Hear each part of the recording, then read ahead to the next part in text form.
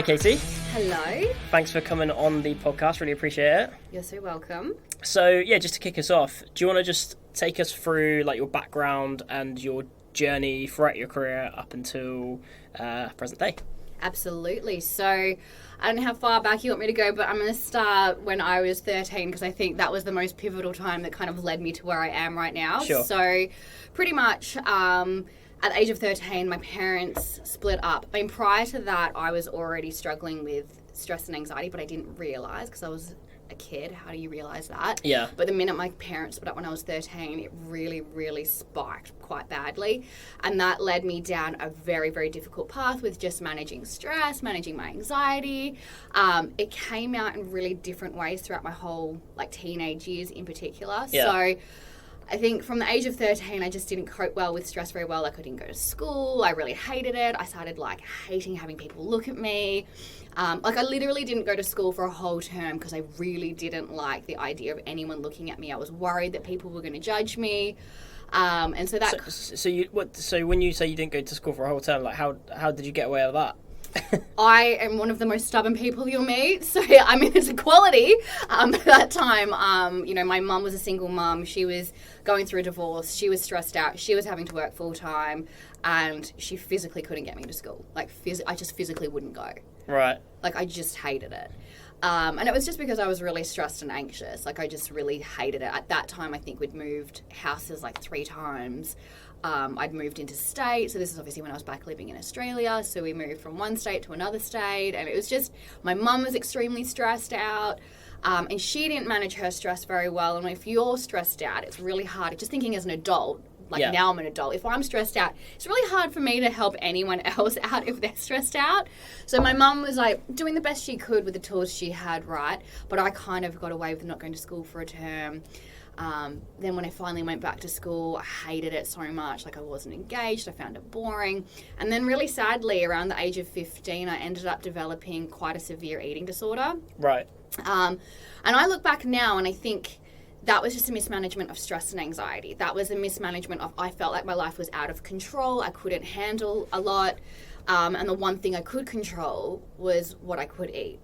And so I went from being a very fit, active person, young lady, you could say, into being very unwell. I ended up with really bad insomnia.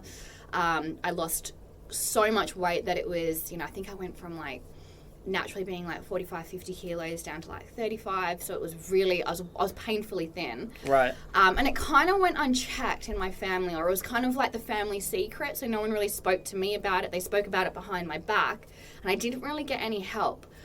So I kind of went on this journey without having an eating disorder through most of my teenage years until my early 20s. And so that was just, one thing when I look back now to where I am, which is pretty happy, pretty fit and active, and pretty, I'm running a business, I'm feeling pretty good about myself. But I look back now and I'm I was so unhappy, I was so stressed out, but I couldn't have put it into words.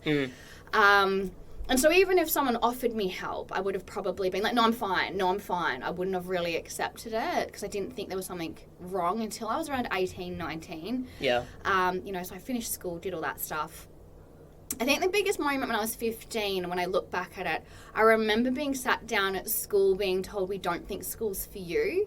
And I remember, I'm super stubborn, and if you're going to tell me I can't do something, I'm just going to do it to spite you. Right. And so I think I went into, and I think that's really kind of triggered the eating disorder, or it was just a perfect storm.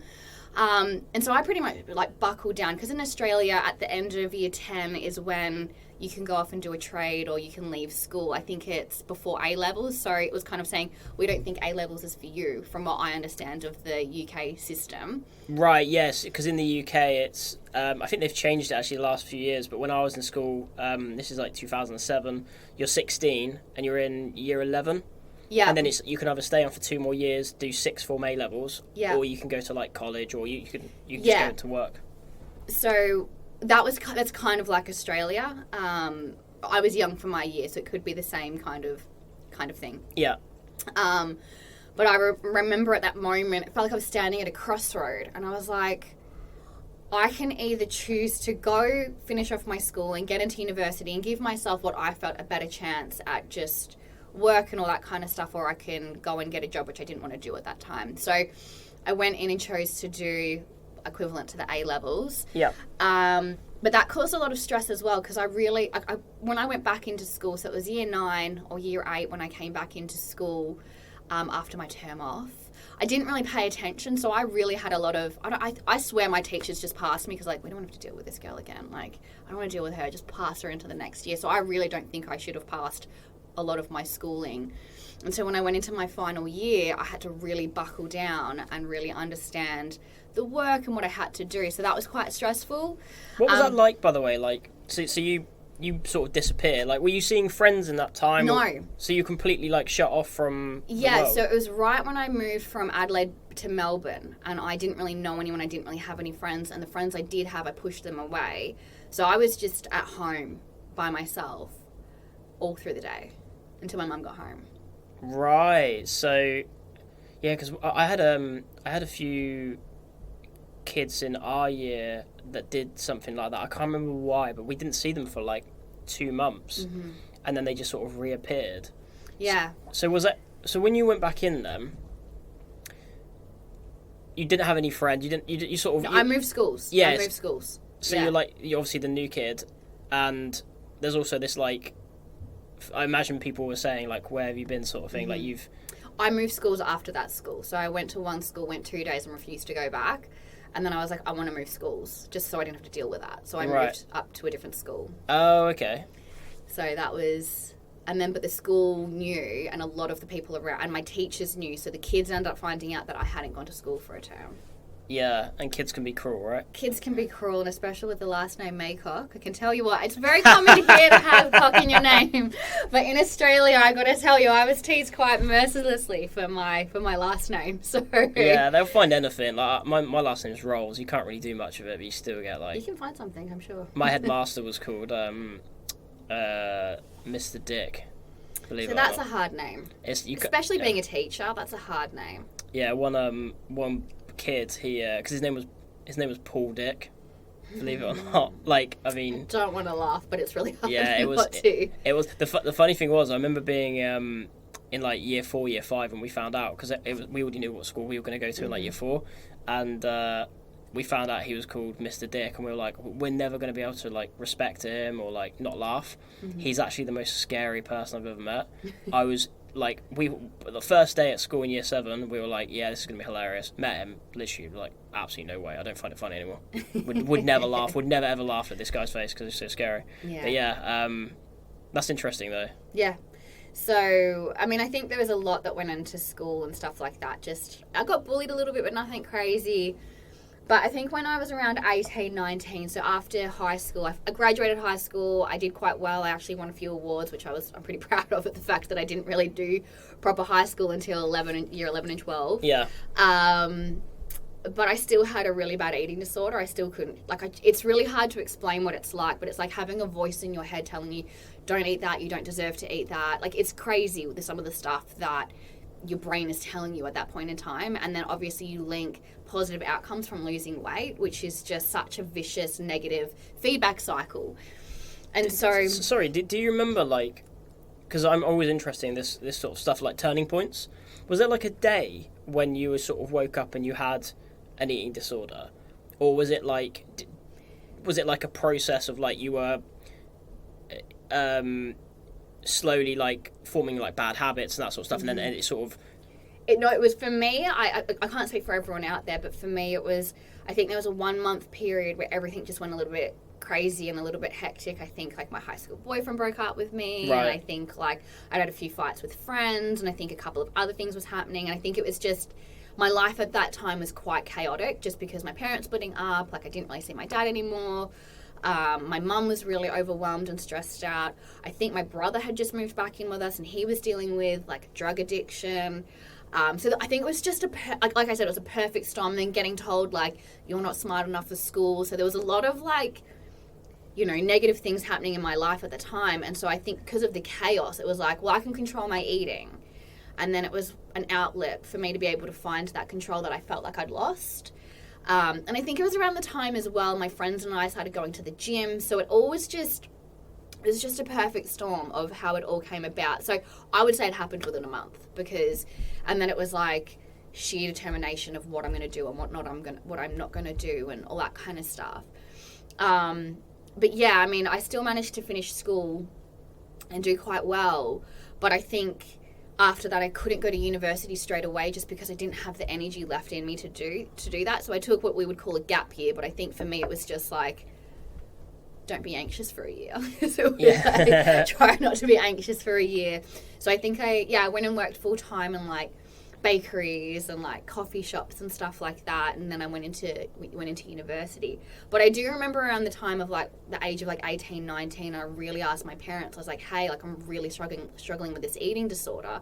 I know we don't talk about it, but it is something that's really impacting me. I really want a lot of help. Both my parents turned around to me and said, oh, we can't afford to help you. And so then it wasn't spoken about again. So I was like, okay, like no one can afford to help me. All right. And I don't really know how much it was going to cost at that time to get help. But it was just another like moment in my life where I was like, all right, like I've got to get through this. And then unfortunately I suffered until I was around 22. But it's like I woke up at the month that it kind of hit. I woke up one month and I was like, one day, and I was like, I don't want to do this anymore. I got into university, I finished university, I did really well at university. I was doing a double degree. And I remember in my final year at university, I was working at a cafe and I lost my job. I was like, well, that's really unfortunate. But I was going to the gym and I'd had a couple of connections at the gym, and they're like, why don't you set up a nutrition business in the gym? I'm like, well, I'm not a fully qualified nutritionist yet. They're like, that's all right, we can deal with it.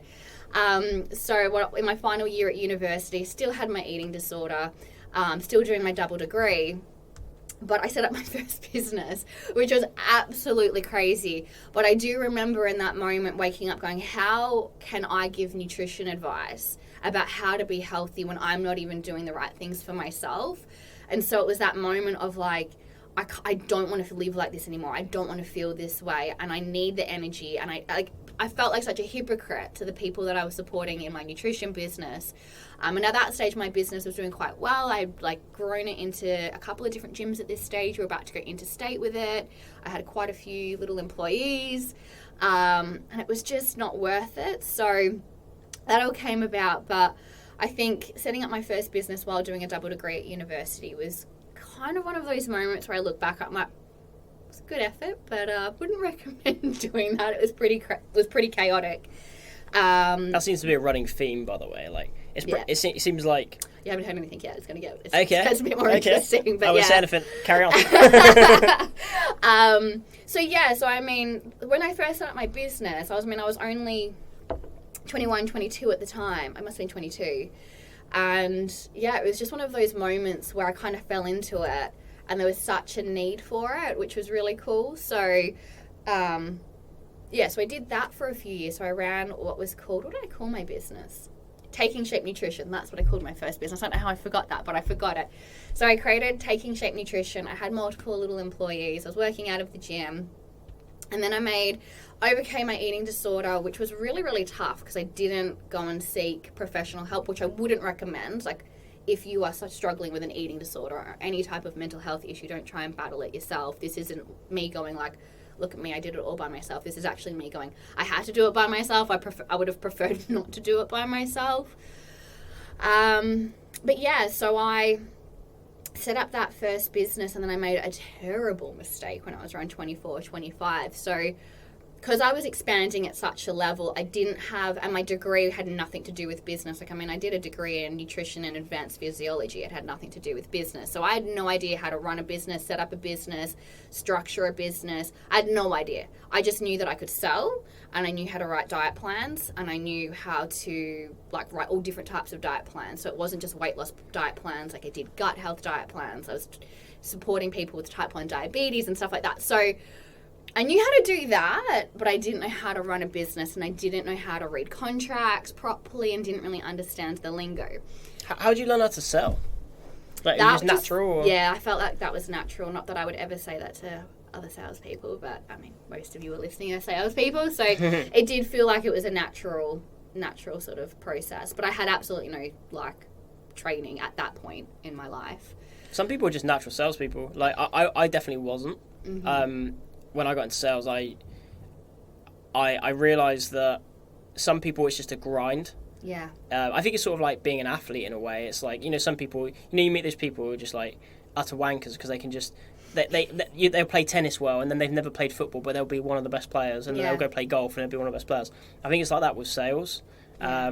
And then some people just have to grind, but for sure. Well, I think for me it was out of necessity. Like, I got thrown into the deep end. It was like, you have to do this or else you aren't going to be able to pay your bills. Like, I'd lost my job, and that was just, well, this is the quickest way to make money, because I went to go to job interviews and none of them like fitted what I needed, because I was because my university was quite crazy. Like, I was at uni like 5 days a week, so I had to have a job that could fit around that. And so it kind of just naturally came about. It was meant to be a little part-time business. It ended up being very full-time hours. But yeah, I think, for me, the sales came naturally, but the business didn't. Like, the business acumen didn't. And then I ended up going into business with somebody from the same gym. So I think they were a manager there. And they kind of came up to me and said, hey, you're doing really well. I mean, they saw me having employees, they saw me expanding, and they were helping me. Like, they were just kind of like a natural mentor. And then this guy was like, hey, let's join forces, and I can support you with the business side, and I can teach you the business side, and we can expand a little bit quicker, and you can learn along the way. And I was like, that sounds amazing. I have no idea. And so we went off to the accountant. I signed some pieces of paper, and the next day the guy turned around to me and was like, okay, off you go, you gotta go sell. And I was like, what are you talking about? I haven't had to sell a diet plan in ages. I've just been managing all these people and like growing like the business. And he's like, oh, now I own the business. You're just an employee of the business.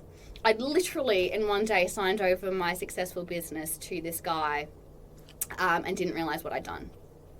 So that's why you got to read contracts, my friends. That was probably the dumbest thing I've ever done. How did you react? Were you like in a face-to-face meeting with this guy? Or? I lost my shit. Yeah, I lost my absolute shit. So then, because all the employees only knew me, they didn't know him, I then went in and fired all my employees. And I said, hey, I'm so sorry, the business isn't running anymore. Right. And I walked away. So he ended up with nothing and ended up with all these bills. Wow. Yeah. Like, so overnight, he gained a business and lost a business within probably 48 hours. But I had to dissolve my whole business. And at that point, I was very, very disheartened and very broken from the whole situation. So I ended up going away for a little bit just because I was like, I need to just regather my thoughts. And I was just kicking myself. Like, I felt like an absolute idiot. Like, so some of you out there might be thinking, like, how could you be so stupid? I'm like, trust me, I ask myself that question every day. But I ended up going to Europe for a little bit, and I came back and I was like, you know what would be really good is if I go and get a proper sales job or something like that, because I think that will teach me business acumen. Like, I thought that would teach me business acumen. So I went off to go get all these, like, I was applying for like sales jobs, I was applying for any job, and then as you do, you go see a recruiter and you go, I want a job, and they're like, okay, have you ever thought about recruitment? Yeah. And so that ended up happening. So I ended up getting into recruitment right after that, and it was probably one of the best experiences of my life, yet it was one of the toughest as well. I ended up working for this amazing company. Like, they were absolutely fantastic. I felt really fortunate to being able to work with this recruitment company, because at the time they were small, they were boutique, they weren't like that old school recruitment that you can hear about. They were quite like flexible, and they were really supportive. So I joined, what was I doing? I was doing medical device sales rep recruitment. So I'd go find little sales reps for medical device companies and stuff like that. And I had an absolute blast. Like, I thought it was one of the funnest jobs I ever had. The people that I got to meet was just amazing. The worst part about that job, I'll say, is so their head office was based in Sydney and I was based in Melbourne, and I was the only Melbourne recruiter. And so in my first year, I think I was in Sydney for 3 months training just to like learn the ropes and stuff. And then I went back to Melbourne. I was completely by myself in an office by myself. And so I didn't have that consistent training. And I think that was one of the biggest detriments to my role. However, when I did go into recruitment, I was one of the youngest people in the team. And I mean, at that time, it was obviously, it still is a male-dominated industry. I was fortunate for the company I worked with. Yes, I was one of the only women there. However, there was still some women in there still doing recruitment and still like smashing it. Some of the women that I met in this company were absolutely smashing it. Like, number one, like recruiter in the team and stuff like that. And I was lucky to be mentored by one of the women. But I do remember people coming up to me like, you're not going to make a deal within the first like year of your like year of recruitment. Like you probably won't last. And there was like, I found out there was like bets on me on when I was going to leave. Yeah, when I was going to leave. So me being stubborn and being like super competitive, I'm like, I'm going to make you all cry. Like I'm going to make you all cry. So I think within my so when I first went into recruitment, I don't know what it's like here, but you have like a grace period where for 3 months, if you don't hit your target, that's completely fine. But if you make a deal, you get, I think it was like 40% of everything you have billed. And I was like, that's amazing. I think I was the only person in the company that I was only allowed 2 months, and they got rid of it because the first 2 months I think I did 3 or 4 deals, or 2 to 4 deals or something like that. So I think in my first 2 months, I think I'd billed like 60 odd K. Really? In my first 2 months. So they give you that. I've never heard of that before. Actually, I've heard of the grace period where, for example, there's no threshold. Like they don't take that first 2K or 5K or whatever. But I had no threshold. So it's just sort of to like encourage you, but they're like, it will make you work harder, but you're probably not going to actually make any money, sort of thing. Yeah, so I remember, I think within the first 2 weeks, I remember calling my director, not my manager, the director of the company. I was like, I just made my first placement. And he's like, you did what now? And I was like, yeah, I made my first placement. He's like, oh my God. And then another one came in. And then everyone was like, oh, it's just rookie luck. It's just rookie luck. And I was like, all right. So the next month I just worked a little bit harder and I billed another 2-3. I placed another 2-3 people. And yeah, they were just like, oh my God. And so I started really making waves within the company. And I think I ended up just working like really, really hard just to prove myself. Like I really wanted to prove that it wasn't just like rookie luck.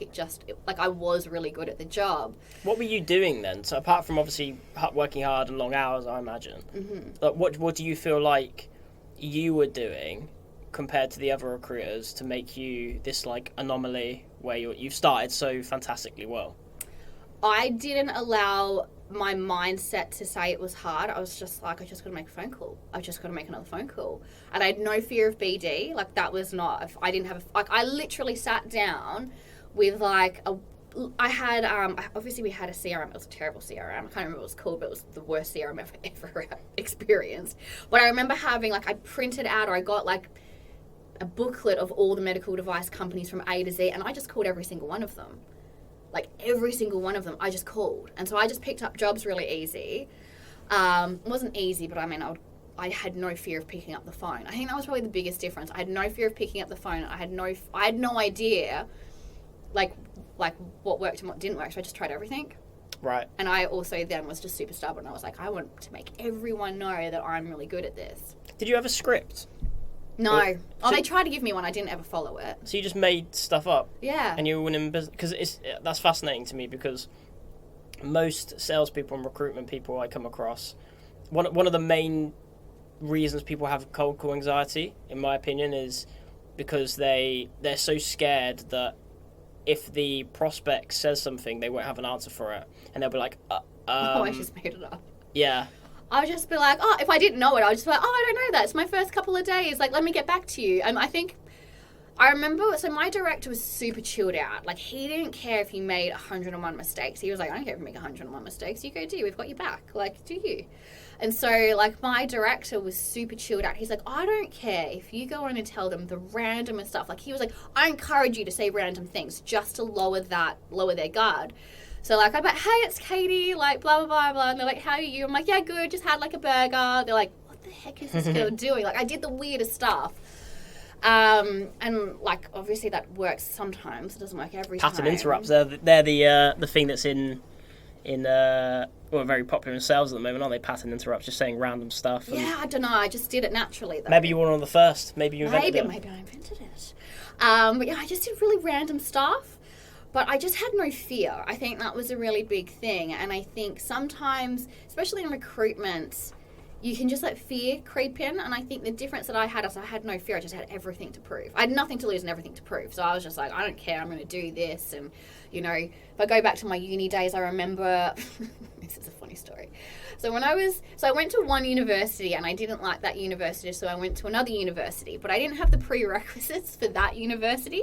So like, oh, you're gonna have to do a bridging year, and I was like, there is no way I'm doing a bridging year. I ain't doing another year of university. I've already done that year of university, and I was just like, you're gonna let me in with the prerequisites that I've got and the year of university that I've got. And the guy's like, I don't think I can do that. I'm like, trust me, you will. Like, it'd be fine. He's like, I'm so intrigued how this is going to work. He walked me around to all the lecturers that I would have had to go to lectures for, and like all the professors and stuff. And I just talked my way in. I didn't have the prerequisites for this university, but I got in. I think sometimes you just got to really believe in yourself. I don't know if that's relatable to anyone, but I definitely had the gift of the gab and was just like, in my mind, well, this is what I want, so I'm going to go do it. And nothing got in my way. So this is what I find interesting, because so when you were working in recruitment, and you're obviously clearly a natural seller and communicator, because otherwise you wouldn't have been able to do what you did. But did you have anxiety outside of recruitment in your general life? Yeah. So my life at that stage was still quite... So work actually was quite a saviour for me. So during that time, I was in a terrible relationship. It was absolutely horrific. It was just an awful relationship. So going to work was kind of my safe zone. So I think that really played a role into me, like, just, I was able to zone out everything that was happening at home and go into work and actually smash it. But then I'd come home and I was just super anxious and super stressed out. However, my fear of failure and my fear of not being good at something also played a role in it. And this is where it kind of becomes a little tricky, because I pushed myself so hard to be perfect or the best, like, rookie or whatever it was. I didn't allow myself any allowances for failure or anything like that. But I was really struggling at home at that stage as well. And it always felt like, when's the other shoe going to drop? So even though I was smashing it at work, I was always worried, like, is this going to last? Like, I know recruitment swings and roundabouts, right? So it's not like I had a great month every month, but I still did quite well. And so my first year of recruitment, like, I won Rookie of the Year. I was at the point where I only had 6 months and I was starting to, like, outbill some of the other recruiters who had, like, 6 months on, like, I had a whole year. I had 6 months. But I had such a tough time at home. Like, I just moved out of home. I was living with this guy. I was dating this guy. That was just a terrible relationship. And it was extremely stressful. Like, a very, very tough relationship. But also, because that was failing, I had to be good at work. Like, it was just one of those things that just how my mindset worked at the time. And so I put a lot of pressure on myself to make work good because home life was so shit. And so what ended up happening after my first year in recruitment, I ended up going on holidays. And this is when everything started to unravel for me. So I had the most stellar first year, like, dream of a first year in recruitment. Like, it was amazing. And then I went on holidays, and I remember the first 2 days of this holiday, I was in Fiji. I couldn't get out of bed for the first 2 days. Actually, no, it was the first 4 days. I couldn't get out of bed. Like, even if I tried, I just couldn't. I was exhausted. It was like an exhaustion that I'd never experienced in my life. Like, it was absolutely insane. Like, I got really sick, but I couldn't put my finger on what it was. I just couldn't get out of bed. I felt really lethargic. I felt nauseous. Just everything didn't feel good. So I thought I picked up a bug, and I was like, oh, okay, like, I picked up a bug. I'll get over it. So after 4 days, I was able to get out of bed, but then I started getting other really random symptoms. Like, I was getting really bad stomach issues. And so I was just like, oh, I've picked up, like, a stomach bug in Fiji. Like, I've got something else. And then on the way home from Fiji, I ended up with this giant cold sore all on my face. And I was like, I must just be really run down. And that was the beginning of a really, really tough time for me. So that was the beginning stages of, do you know what? I don't think my body's coping with the pressure and the stress I've put myself under. So when you went to Fiji though, so were you, like, fine, and then it was almost like you pulled the handbrake up, and then your body was like, right, okay, we can shut down now, sort of thing? Yeah, that's exactly what happened. Because you've also got to remember that I had a holiday in between taking shape and recruitment, but it wasn't a big break, and then it was like, you must get a job now. Like, you must get a job now. And so there was never really any time to, like, heal from all the other stuff. And just to put this into context as well, which I kind of skipped past, but even when I was at university, because I was doing like a double degree, half the time I had 2 other jobs, even before I started running my first business. So I was always doing stuff. So at the end of the year, I was always sick. Like I went to the doctors like every year, at the end of every year, with the shingles. And he's like, I've never met anyone under the age of 21 that's had the shingles 4 times. And I was just like, yeah, I must just be like an anomaly or whatever. Like, I just didn't really care. It might just make me better. But I would hit a wall every Christmas. I'd be so sick for like a good 6 weeks every Christmas. Like one year I ended up in hospital with kidney stones. This was during university days. But I was always quite like healthy. And then when I did get sick, it was like, have some really weird stuff. Like have the shingles where you can't get out of bed for like 6 weeks, and have like kidney stones and just like really random stuff. But then when I went to Fiji after my recruitment incident, I was just like, experience maybe. I ended up I was so sick, and then it just ended up progressively becoming so much worse. So my second year of recruitment was awful because my health completely plummeted. I wasn't able to focus. I couldn't concentrate. I actually thought at one stage, I was like, I think I've got dementia, like really early onset dementia, because I couldn't remember anything. Like I'd be on a call and I'm like, I have no idea who I'm on the phone with. I would forget, like mid conversation. I'm like, who am I on the phone to? Like, what are we talking about? Like, it was terrifying. Like I would just lose my thought, and it wasn't because I was distracted. I just couldn't take in information. My anxiety peaked as well. So during this time, I had to travel like an hour and a half to get to work every day, like an hour and a half there and an hour and a half back. But I was getting panic attacks every time I went on the train. I didn't know why. I just started having like these really extreme panic attacks. What do you mean by panic attacks? So how was that manifesting itself then? So I remember going onto the train. It happened every time I went on the train, and sometimes it was worse than others. But it would feel like the whole world was collapsing in on me, and I didn't know whether I was going to faint, vomit, pass out. Like I didn't know. Like I just felt like everything became really small, and I couldn't breathe. And I had to get off the train. Like I remember this poor guy was sitting in front of me. He's like, oh my gosh, this girl's like having a panic attack. And I was trying to keep my shit together because I really didn't want anyone to know. Because at this stage, I'm a very proud person. I don't want anyone to know I'm not coping. Like even strangers, I didn't want strangers to know I wasn't coping. So I was like, I'm fine. But I started having these extreme panic attacks, and my anxiety was really heightened. And I think it was just everything. Like I really wanted to be successful at work, which I was, but my relationship was so bad. But then when I started getting sick, I couldn't do my job. That was my savior at that point in time. So I had nothing at that stage as well. So my anxiety was so bad because I was like, okay, I've got this failing relationship. I now can't do the job that I actually love. Like I really loved working in recruitment. I found it quite enjoyable. And so that just kept on happening. And then probably around 8 months after that, I mean, at this stage, I'd spent like 30,000 Australian dollars just trying to figure out what was wrong with me. Like I was having really bad health issues. I mean, we're talking like one day I woke up, my left hand was 3 times the size of itself, where I couldn't make a fist. There was no reason for it. Wow. And every time I went to the doctors, so when I had the swollen hand, they're like, oh, you must have shut your hand in the car door or something. I'm like, that is really specific. Think I would have remembered it. But yeah, there's no other explanation. No other explanation. So, and then they finally started saying like I had inflammation all through my digestive tract, but I didn't have like Crohn's or ulcerative colitis or anything like that, which I knew quite a bit about from my nutrition days. But like you just have a functioning inflammatory bowel disease. And I'm like, what does that even mean? They're like, it means your bowel's working somewhat, but there's inflammation everywhere. And I was like, but wouldn't that mean that something's not working if I've got inflammation in my bowels? So I was having huge issues with my guts. I was having cold sores all the time. Like, and we're talking like not little cold sores. We're talking like cold sores that would they were giant. They could be like a quarter of my face. Like I had one where it was at the bottom of my lip, traveled all the way down to my jaw, all up my jawline, all around my ear, went in my ear. Like it was crazy. Oh, is that the picture you showed me? Yeah. Right. Crazy. And so that was happening quite frequently. How long? What's the timescale of this? And after Fiji, so you 8 months. Within 8 months, I couldn't get out. After 8 months, so it just progressively got worse.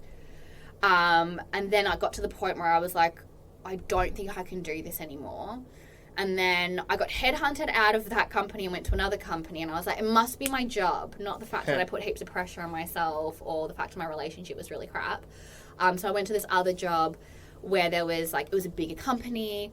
I'm not going to name them. There was a bigger company. They were very well known around the world. And I was like, I'm going to get all this support and all this training.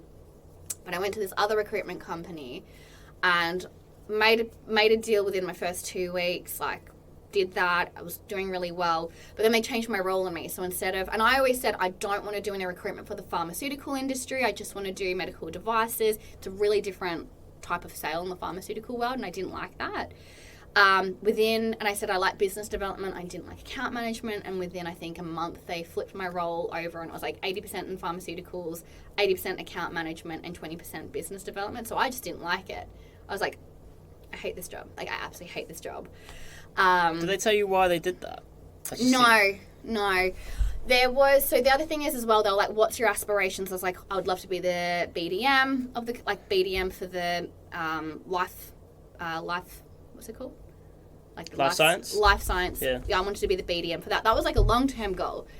And I wonder if the guy that was the BDM at that point was a bit worried that I was coming for his job, which I was, but it was like so many years away that would have been the case, because every week I was getting into trouble, and I put that into quotation marks, for stuff that I hadn't done.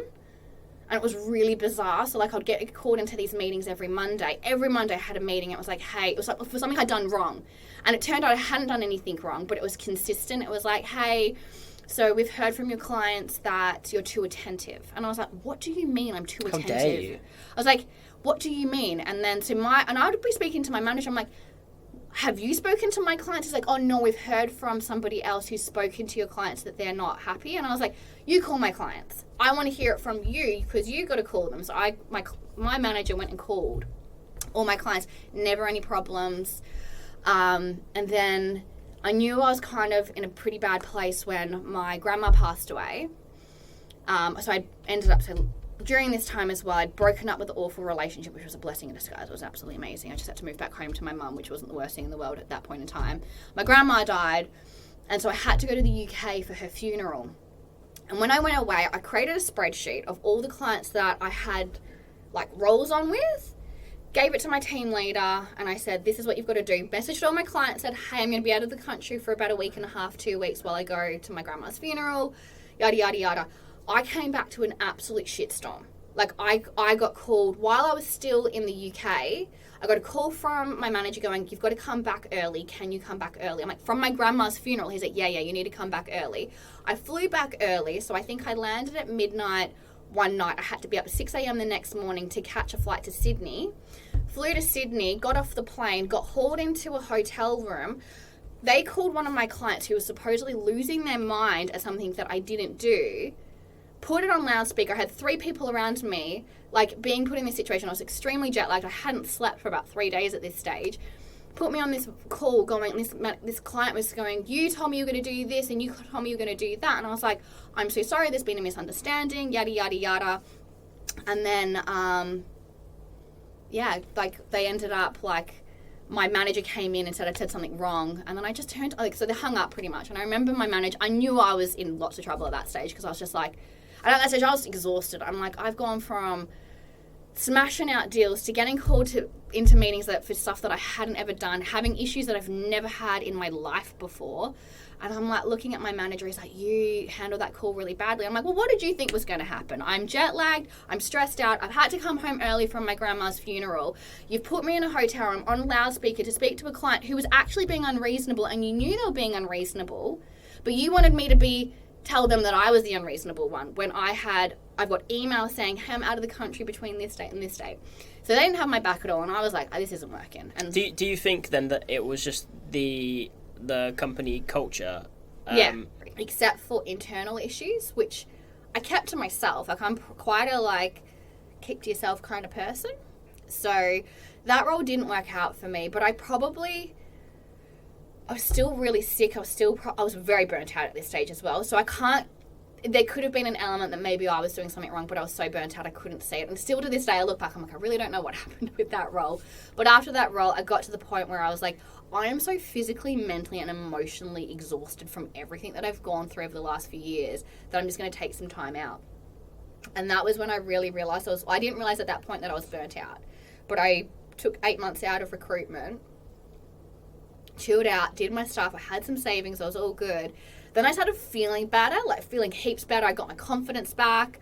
After that experience, it was a horrible experience, but I got my confidence back. I got like my energy back and all that kind of stuff. So I called up my old work, which I got headhunted out of, and I was like, can I have a job? Because like I would really love to come back. And they're like, absolutely, but you've got to accept this promotion and you've got to move to Sydney.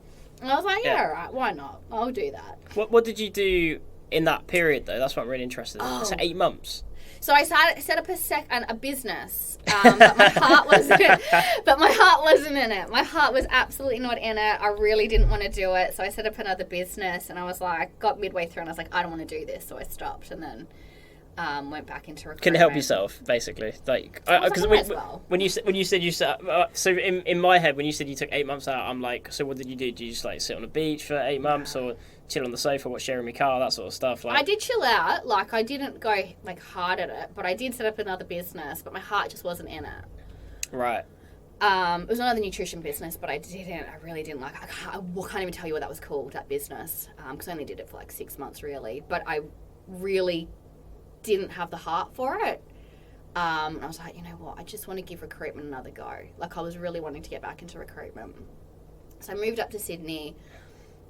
Went back into the same company. Still phenomenal company. The culture of that company are amazing. So, this is your first recruitment job, not your... Yeah. Right, okay. I went back into my first company that I worked with. They loved me. Went back in, smashed it out. But that company started transitioning over, and I was like, I remember sitting down with I was really quite close with one of the owners/director. And I remember sitting down with him. I'm like, you're going to get rid of the recruitment arm of this business within the next 12 months. Like, you're going into contract sales teams. And he was like, no, recruitment's always going to be here. I'm like, no, it's not. Yeah, 100% happened. But I mean, pretty much within 6 months, I had completely burnt out again. Nothing to do with them, everything to do with, if I come back the second time around, if I've got a promotion, I've got to really push it.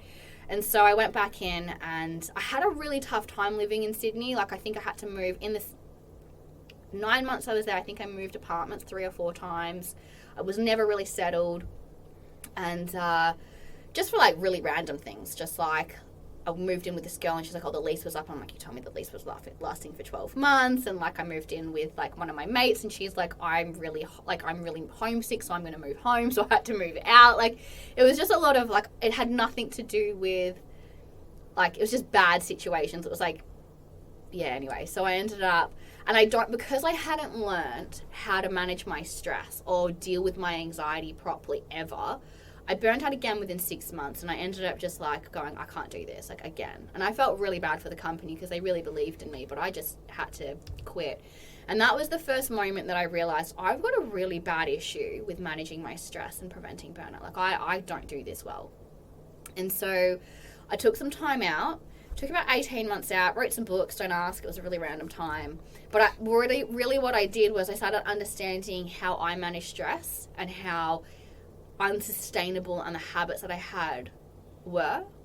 And what made you like, because obviously this is your field, but like how common is it for people to be that introspective where they can actually recognise that they've got an issue of stress? Because I imagine some people just go through their lives. Well, I had no idea until that time. I feel fortunate in my late 20s, early 30s that I started realising I've got a huge issue right now. But my body was screaming at me. Everything was screaming at me. Like, I keep feeling like, it was like my stress was on a roller coaster. Like, recruitment was on a roller coaster, but my stress was on a roller coaster. Like, I'd feel really good, and then I would hit really, really low lows, and I just couldn't pick myself up. I'm like, this is no way to live. Like, this doesn't make sense. And so I ended up kind of taking a step back and really thinking, it's like, you know what, you've got a double degree in nutrition and physiology, figure it out. And so I really started understanding the impact that stress has on our physical health, because that was the thing that was bothering the most, because my physical health was so bad at this stage. Like, I couldn't walk up and down stairs at one stage because my joints were so swollen. And I couldn't go to the gym anymore. And like, there was so many things I couldn't do that my body was just screaming at me that it needed help. And then on top of that, I went from being really motivated, really driven, really goal orientated to being like, I could not give a rat's ass about anything. Like anything. I just didn't care. I didn't care that I was living at home at my mum's, which was something that I never wanted to do in like my late 20s. I was like, I couldn't care. And it was really unlike me not to care. And this is where everyone's like, are you depressed? I'm like, I don't think I'm depressed. I just don't care. Like, I just don't care. And that was really unlike me, and it scared me a little bit, because I'm like, but I really want to be, like, I know I'm motivated. I want to feel those things again. And so I just took a lot of time to, like, really understand myself and really understand, like, how I dealt with pressure, how I dealt with stress, how I burnt out. And it was realistically, I just didn't take care of myself properly, like physically, mentally, or emotionally. I didn't know how to set my days up appropriately to be as productive as I could. And so therefore that impacted how I could perform sustainably. So at this point in time, like, I could perform at a really high level in whatever job I wanted to for a period of time. And then my body and my mind would just shut down. I'm like, that can't keep happening. I've got to stay at a high level, or at least like not go to the point where it's like, yeah, I'm performing really high and then just drop off a cliff, right? Like, you don't want to do that. It's okay to have a bad couple of days, but we're talking like, I couldn't get out of bed. Yeah. Like, that's a little bit different. And so I really started understanding, like, adrenal fatigue, like chronic fatigue. At this stage, burnout hadn't been a diagnosable syndrome. It was just something that a guy back in the 70s talked about. And so I was like, I think that this is a thing. Like, but there was no, like, the World Health Organization hadn't come out about it. There was no one talking about it as a diagnosable syndrome. It was kind of just like a thing. And so during that time, like, I also decided, like, so I've got myself into a better place. Like, I got myself into more sustainable habits, started really researching a lot.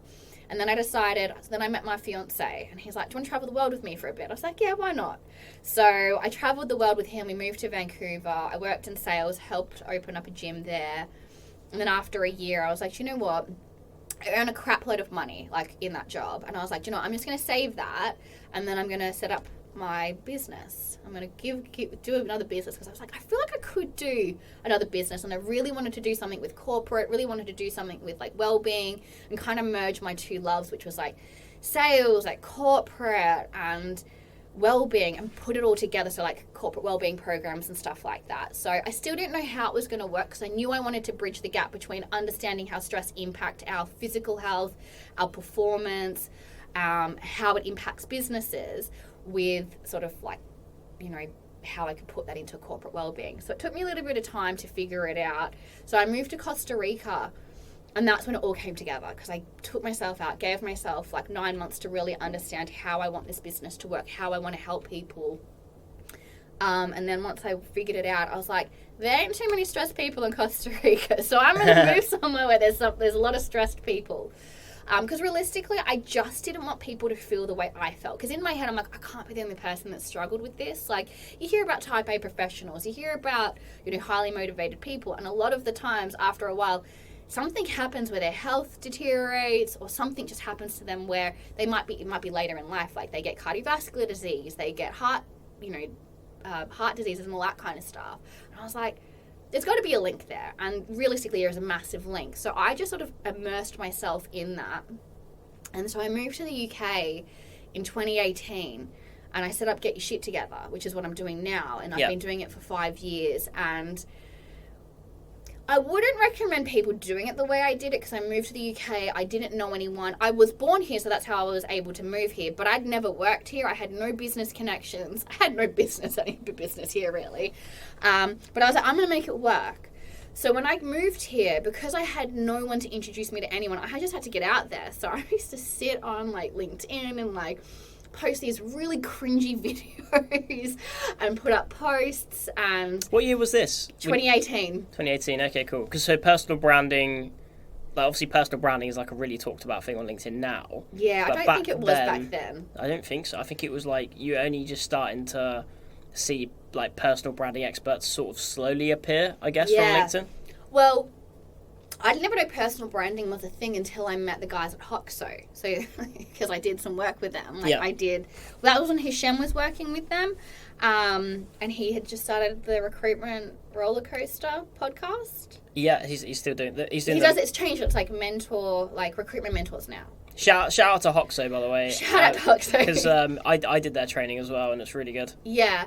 So I didn't know about personal branding then, but that's pretty much how I set up. I just came out, posted these cringy videos, and then I just would send these messages to people. I'm like, hey, like, I definitely did some, like, cold LinkedIn messaging, which everyone hates now, and I definitely spammed some people. Wouldn't recommend doing it this way. But I had this, like, this message where I would get people to respond to, and it was like, hey, we all know stress is shit. It, like, ruins your physical health, your ability to perform, yada, yada, yada. I'll tailor it to whoever I was talking to, like HR people or salespeople or CEOs and stuff.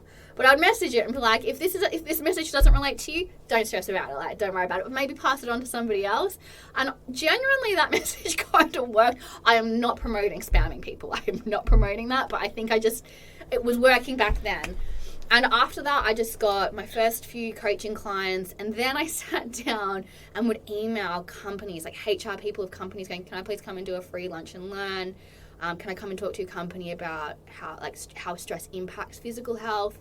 The free lunch and learn. So would you go into a company and just give a free talk sort of thing with the, I suppose, sort of like it's not too dissimilar to, like, say, a lead magnet where you're trying to, like, you're giving them something for free, and then hopefully they would obviously work with you. To be fair, it was kind of like that, but my mentality at the time was more like, I really want to get into public speaking, but I don't have any experience. So why don't I, like, if I would hate it if I went into public speaking and someone paid me for it and I bombed, that would make me feel bad. But if I bombed and it was for free, I'm like, it really doesn't impact me. It doesn't really, fuck it, I don't care. So I kind of used it as a training tool because I didn't have, at that stage, like, I had $10 in my bank account. Like, I didn't have a lot of money. So I was like, I didn't have money to go train or anything like that. So I was like, I've just got to be good at it if I want to do this.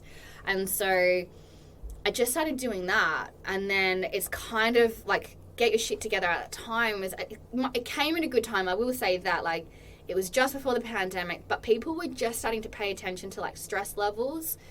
And when I first set up Get Your Shit Together, I thought I'd work with a lot of women. I ended up working with a lot of CEOs and MDs that were men, which was very interesting. I guess it's because it's an aggressive name. So I ended up... I was going to say as well, like, with that, because, again, swearing on LinkedIn was very frowned upon, even just, like, 4 years ago. I got into... So when I would go and do these public talks, I went into a bank, and like a really big bank in the UK, and I was like, I'm going to do a talk for all of them. And so when they introduced me, it was like, we've got Katie Maycock here from Get Your Stuff Together. They wouldn't use shit, and it was really funny. But I just went, I didn't even think about it. I just went for it. Like, I didn't even think, and I was just like, did my own thing. Get your stuff together. No, it's get your shit together, sorry. Yeah, so pretty much that was pretty funny. But it is what it is, and... so I said that, and since then it's kind of just merged into what it is right now. So I do a lot of one-on-one coaching still with leadership, mainly CEOs, MDs, and like a few leadership teams, depending on the size of the leadership teams. I train leaders, helping them understand how to spot the signs of burnout within their teams and how to intervene, as well as how to build a team based around high performance without stress. And also helping them understand pressure's good, but this is what you're looking for if someone's getting stressed out, and here are some of the really big things that you need to intervene in and when. And so creating a really good culture within an organization that focuses on that performance piece, because I work with a lot of high performing companies, so like startups, sales teams, all that kind of stuff.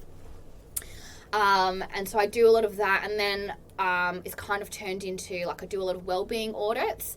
So pretty much I go into organizations, I'll survey their teams, like different departments and stuff like that, and I can usually pinpoint, hey, this is a big issue here, it's going to lead to burnout, or you've got like 10 people in your organization that are feeling burnt out right now. When we know that, it's 92% of the likelihood of them leaving is like increased by 92%, so we've got to manage it that way. So by solving this one problem, or sort of preventing this one problem from occurring, you're helping actually in a multiple ways, because you're helping with performance, but you're also helping with retention. Yeah, and making sure the other thing is as well, like, I work from the top down, so I really help the leaders understand what they've got to do and what they've got to implement to create high-performing teams without burnout. And then what I do is I work with the people, because you can't take an approach when you're dealing with burnout within an organization. It's a dual responsibility. It's the responsibility of the company to create a well-rounded culture to support everyone. But then you've also got to have the people that are, the people, from the bottom up, like your employees, understanding what they can do for themselves on a day-to-day basis to make sure that they're managing their stress, that they're taking care of themselves, that they're doing what they need to make sure that they can perform at the level that is required of them. Yeah, I think that's important, because I know I've worked in environments where it doesn't have to be about, like, specifically about burnout, but just like leading by example. Yeah. One thing I wanted to ask you actually was about work-life balance. So work-life balance, I don't think I've really fully understood it, because I thought work-life balance was a daily thing, like finishing at 5, and then clocking off from work at 6 till 10. But then I've spoken to some other people, I think yourself included, and it's so different for everyone and how that looks. So could you just sort of, I suppose, define what a work-life balance actually is and what that looks like? Yeah, so I think for me, when we look at work-life balance, it's different for everyone. So what works for you isn't going to work for me and for the rest of the population. And I think COVID really proved that. Like, we all work in different ways, so we've got to understand what that looks like for us. But I think having a work-life balance is being able to have a job, for sure, but being able to switch off and be present with your family, be present with the hobbies that you've got, be present with outside of work, so you're not completely tied to your job. But also, it's being able to go into work, being able to be the best version of yourself. So however you do that, like, what's happening at home is going to impact what happens at work. So it's being able to have that balance where you can work at the best efficiency and effectiveness for you, but also making sure that you're showing up as the best version of yourself outside of work. And I think that's really important. How you want to achieve that is going to look different to different people. And it's going to look different at different times, right? So when I first burnt out, like, I could only work 3 days a week. I had to. I just couldn't do it otherwise. Like, it just wasn't going to work for me. And then, so that looked really different to what I do now. When I feel fine. Now I can work, like, 5 days a week. Like, I'm cool with that. But I also know when to pick up the tools and put the tools down. And I'm cool with that. Like, I'm not tied to work. I don't have to check LinkedIn every day. I don't have to check my emails every day. My clients all know, don't contact me certain times, because if you do, I ain't going to get back to you. Yeah. Like, it's being able to understand what works for you and what doesn't work for you, and meeting yourself where you're at right now. And I think that's important to understand. What about, so, in terms of, like, even stuff like hours worked, and this is something I'm very interested in. So, because I got into a conversation with someone on LinkedIn about this, and so first of all, can you achieve, in inverted commas, greatness by having a work-life balance? And also, do you need a work-life balance if what you're doing is what you love? Like, if it's something you want to do all the time? Like, I think of a professional footballer, for example, right? A lot of these guys, that's all they want to do anyway. Like, Wayne Rooney, he used to finish training at Man United, and then he'd be driving home on the motorway and stopping on a five-a-side football game and ask if he can play. So will you still burn out even if you're doing something you're absolutely passionate about? And you can? Okay. For sure. Like, I freaking loved recruitment. I freaking loved all my businesses. Like, don't get me wrong, this business, I love this business, but there have been times where I'm like, ooh, if I don't rein it in right now, I'm going to set myself up for burnout. But I think it depends, because you've got to think about it. Just because you love something, it doesn't mean it doesn't cause you stress. It doesn't mean it's not taxing. It might just be a different kind of stress. And I think we've got to understand that it really depends on how it's impacting your life, right? Like, let's say, for instance, I love working. Like, I freaking love it. Like, I actually do get a kick out of working. Like, it's just my natural setting. Like, I've always been this way. But my fiance would absolutely find it infuriating if I didn't spend some time with him. And so is that a balance for him? Like, I need to make time for the relationships that I care about as well. I love my relationships. I love my work. But they have to both fit into my life. And there's nothing worse than, you don't want to wake up one day and realize you've sacrificed every single relationship in your life just to do the one thing that you enjoy. It's like, well, you probably do like other things in your life as well.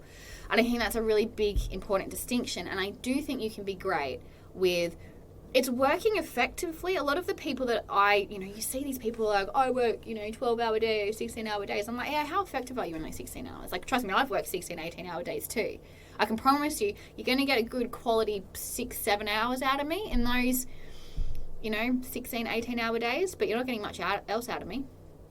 Yeah. So you need time to rest. You need time to restore, because your brain can only take in so much information. It can only focus for a period of time. And everyone's going to be different, right? Like, I'm not saying that somebody out there can't do certain, work 12, 16-hour days. I just don't think it's sustainable. Yeah. So, like, you perform at a high level, but there's always going to be a drop-off point. 100%. And do you think that's true as well? Like, because there are always freaks, right? Like Elon Musk's, for example. Mm-hmm. But do you reckon he has burnout times, or do you think some people are just like genetic freaks and they're I think like they could be rare, the rarities. Yeah. But then you've also got to look at like everything else. Like, we only see what Elon Musk wants to show us. Like, we That's don't true. know what we only know what he's telling us and what he's showing us. We don't know for a fact if he does any of that. It's like, you see these people, it was really big in the noughties where it was like, I sleep 4 hours a night and I hustle 20 hours a day. It's like, but do you? Yeah. Like, but do you? Like, I don't believe you at all. Do you know what I find funny, right? So, because I'm obsessed with like productivity, like to the point where I'm not productive. That's the stupid thing about it. And I sort of go through, I have to sort of like rein myself in. I got sucked into the whole 5 a.m. start thing, right? Which is still going around, the hustle culture thing. But what I don't think people realise when I speak to them about this is, you're, like, for me anyway, and I think for most people, if you're getting up at 5 a.m, yeah, that's fine, that sounds cool, but you're in bed by 9. Yeah. So you're not, it's no different than getting up at 7:30 and going to bed at 11:30. You can't, here's the biggest thing that people don't get. Your sleep has to be the number one priority if you're going to do anything. Like, I talk about diet, exercise, and sleep. Sleep is the first thing you have to get right. And sometimes we have to look at exercise and your diet if it's impacting your sleep. But if you're not getting a good quality 7 to 9 hours a day, and if you're going to tell me that you only need 4 hours of sleep in a day, I'm going to call BS so freaking hard because your biology, it needs to sleep. Your body needs it. It's there. It's designed to support you. And so you have to be getting that amount of sleep. So there's no different. If you're getting 7 to 9 hours of sleep, like, I have a client that loves to work until 2 a.m. Why would I tell her you have to get up at 5 a.m? There's no freaking way. I'm naturally an early bird. I naturally wake up at 5:30 and I'm naturally wanting to go to bed at 9. I've always been that way. Even as a kid, I was like that way. So that's no qualms for me. But I don't get up at 5:30 to be the most productive person in the world. I start. It's just when you get up. I just get up at 5:30. I do myself. I go to the gym in the morning. I start work at early, but I finish work early too, or I design my day based around that. Like, you don't have to get up at 5:30 to be productive. That's just, I get the mentality, and it works really well if you are like working 9 to 5, right? Like, I get that because you get to do your own stuff before you have to go to work at 9. But like, I don't know, like when I worked in recruitment, I was getting up at 4 just so I could do like my side hustle, like quotation marks, like inverted commas, whatever it is, not quotation marks, inverted commas. But I was exhausted. I was only getting like 6 hours of sleep. That definitely helped me burn out for sure. Like, it's just not sustainable. But like, I would go to work at 7 and I wouldn't get home until 7. So that would give me 2 hours to like do the stuff I wanted in the evening, like eat, shower, and go to bed. There was really no life. So, like, I would stay up until 11 just to, like, have something else because I'd get up so early, do my side hustle, go to the gym, and then I'd be on the train at 7. Yeah. I think there's always this assumption that, like I said, you're getting up early, you're forgetting that they're then going to sleep early. So when you're, cooking dinner at 9 or watching Netflix from 9 to 11... that person's in bed. They've already like done they're not getting. They're not gaining hours on you. No, they're not. We only have 24 hours. And if they are, they'll be exhausted. Like for me, I still do it. Like I still go through periods where I'm just like, no, I can do this. Or like I'll I'll look on Reddit for like sleep hacks, like how can I sleep less, and there's never a way you can sleep less. You can't sleep less. It doesn't make sense. Or you take like, you know, caffeine, and then I got a really bad caffeine addiction, which was giving me mad anxiety and heart palpitations. There's always a trade-off, right, with your health. I always say to, like, whenever I'm working with my clients and they're about to do something really stupid, I'm like, what's the sacrifice you're willing to own right now? And they're like, well, I want to feel this one. I was like, well, you're not, so what are you sacrificing? You're sacrificing your well-being. Okay, cool. So, like, are you cool with that? And I don't want to hear you bitch and moan if you're going to do that. I am kind of harsh with my clients, and I don't normally do the stupid thing that they're thinking about doing, because I work with all the type A professionals. And like, I found this hack, I found this, and I'm like, no, you didn't. Like, that's not a real thing. Yeah. It's just a trade-off, isn't it? It's a trade-off. Like, what are you sacrificing? It's like, have you seen the movie Limitless? No. You should watch Limitless. It's got it's Bradley Cooper, and basically it's about this guy. It's not a true story, unfortunately, but he comes across this pill. So he's a writer. And he's like a really struggling writer. He can't focus. He's unproductive. He's got an alcohol problem, and he comes across this this guy, someone he knows has this pill. Yeah. And he takes the pill, and it's like it activates. Have you seen Lucy, the film Lucy, where she activates? It's one of those whole things where it's like, oh, you know, we only use like half our brain or whatever, which has actually been proven to be bullshit anyway. But anyway, it activates his entire brain, so he can use his entire brain, and he's able to have like hyper productivity and hyper focus. And he goes from like this really struggling writer to bashing out an entire novel in like 2 days. Yeah. And then he becomes like an expert stock trader, and he literally goes from like a nobody to like a somebody on the front page of like Times Magazine sort of person within like 3 months. But what happens is about halfway through the movie, spoiler alert, he starts like getting really bad side effects, and one of the people in the movie's like, because he's like, oh, I'm really struggling. I'm losing like time. I'm missing like 4 hours. He starts getting time skipping and stuff. Yeah. Because his brain just can't process that, work at that capacity anymore. And one of the actresses in it says to him, well, yeah, of course. Like you're operating at like 120%. Of course, that's not sustainable. It's a really cool movie. I recommend you check it out. But it's always a trade-off, though. There's always a trade-off. Yeah. But look, last question, because I'm just wary of time. Yeah. But I can't believe it's been, how long have we been speaking? Almost an hour and 10 minutes. Absolutely flown by. How do you manage your day? What productivity tips do you have? So for me, the first thing is I make sure I get 7 to 9 hours of sleep. Like 7 hours for me is like my sweet spot. 7.5 is like where I like to. If I get more than that, that's great. But I don't normally. Like, it's just my body. It's like, you've had 7.5 hours of sleep. Well, up you get. I'm like, okay, there we go. Because that is going to help you process information more effectively. It's going to help you process your emotions effectively. So you're not going to get frustrated. It's going to help prevent anxiety, stress, all that kind of stuff. And the amount of load of stress you can take on is really important. So I make sure I always get enough sleep. I do this thing where I call it the rule of 3. So I love to be busy. So it's one of those, like, I just do like to be busy. But what I do is I really hyper focus on 3 things that I'm going to do in that day that's going to make the biggest impact to my day. So whether it's, you know, getting new clients or creating content, whatever it is, I think of the 3 things that are going to be the biggest impact to my business or my day. And so I execute those 3 things. And they have to, and that, it just helps me prioritize, because when you run a business, it really is like you got 100 things to do. You could be doing 100 things, but if I just can only do 3 things, I really focus on those 3 things, and I get those 3 things done, and it's usually going to make the biggest impact to my business. We get into habits of like just doing random things we think is going to help our businesses or help our day, but they're not. You have to prioritize. If you can only do 3 things, you are absolutely only going to do the things that are going to make the biggest impact to you in your day. So I do that. I make sure that I check in with myself in the morning. So like, how am I actually feeling? Because sometimes I don't sleep well. That is just like, it just does happen sometimes. So on those days, I might just go, okay, cool, like my 3 things might have gone from being like quite chunky 3 things to actually going like, what can you realistically do that's not going to overwhelm you and not stress you out, but it's still going to, maybe it's only going to move you like a millimeter and like forward, but at least you're moving forward. So that's the kind of stuff that I do. I turn my phone off when I'm doing those 3 things. So like I switch it off just so I have pure focus. I also started doing this thing where I refused to take calls or like do Zoom meetings that absolutely had no purpose. Like, I stopped doing the things where people are like, can we just have a chat? I'm like, no. Unless there's an actual reason, no, you can't have a chat with me. Like, unless there's like an expectation and desired outcome, like, I'm not just going to have a chat with you. So, like, I stopped doing that. That's been very, very helpful, because there's nothing worse than when you're like in a flow state and you're like, shit, I've got to do a Zoom meeting and it's pointless. It's like, it just annoys you.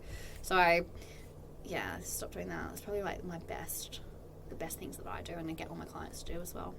And when you're logging this, do you use any particular software, or do you just use pen and pad? Pen and pad for me, because I'm an old school girl. With my tech that I do have, I use, because I've got all the i products like iPhones, iMacs, all that stuff. I put focus time on. And that's extremely helpful. So like my phone switches off at certain times, switches back on. Otherwise, I just turn it off. Like if I really don't want to get distracted. Yeah. So, and I turned off all notifications on my phone. And there ain't no notifications on my phone. I think I only get notifications if it's a phone call. Very, very helpful. Awesome. And last question, public speaking, just to go back to that. Mm-hmm. What's your one tip for people who want to get better or into public speaking? So I think the thing is, when you do public speaking, I remember I used to get I still get nervous. I don't get me wrong, I still get nervous, but like I used to get like so nervous. Like I remember one of my talks, I didn't sleep at all the night before because I was so nervous, because I didn't want to make a mistake, and you know, I really wanted it to be impactful. And after that moment, I'm like, this is just silly. Like, I really want to do this, but it's not sustainable if I keep going in with like, it has to be perfect. So my biggest tip is, if you could go in and you know you're just going to impact one person, and one person's going to walk away with one piece of knowledge that you've said, you've done your job. And that takes so much pressure off you. And so you might have like an hour talk. If one person walks away with one thing from one thing that you've said, you've done your job. You don't need to worry about anything else. Because if you go in with just knowing you can just impact one person, you don't know what it is, but you're just going in there going, I just want to share my knowledge. That's the best thing that really helped me. And I think it's also, you know, be prepped, but don't be over prepped. Like, know your stuff, but don't know it like I have to say word for word. Like, what I do is I know the content I want to get across. I don't know how I'm going to get it across to you. I have an idea, but like, I'm not like, I never script out my talks. I never script out my workshops. Like, I just know where I'm starting from, where my middle point is, and where I want to end. And I know how somewhat I'm going to get there, but things happen. Like, I've been in public talks and I can see I'm losing the audience. I had to pivot. So don't be married to what you 100% have to do. You've got to read the room. So like, don't be married to the script that you've created. And like, just know the content you want to get across and tell it like it's a story. Just like let it flow organically. Yeah. That's my best advice. Awesome. Well, look, thanks so much. It's been really interesting. Really enjoyed this, and definitely do it again sometime. Yeah, for sure. How can people find your stuff? How can people find your content? So you can come and follow me on LinkedIn. That's the best way. I've got an Instagram, so if you just go to getyourshittogether.io on Instagram, I'm starting to get my Instagram game up. I've got a website, which is just getyourshittogether.io. I'm doing a massive revamp on that right now. So you can go there. There's blog posts and videos and stuff on there if you really want to. But it's about to have a massive revamp in the next couple of weeks. So yeah, awesome. You can go there if you want to. Cool. We'll put all the links in the description, so you should be able to find those below this episode or wherever you're watching it. And if you want to get your shit together, then just get in touch with Katie. Thank you. Awesome. Thanks so much. Thank you.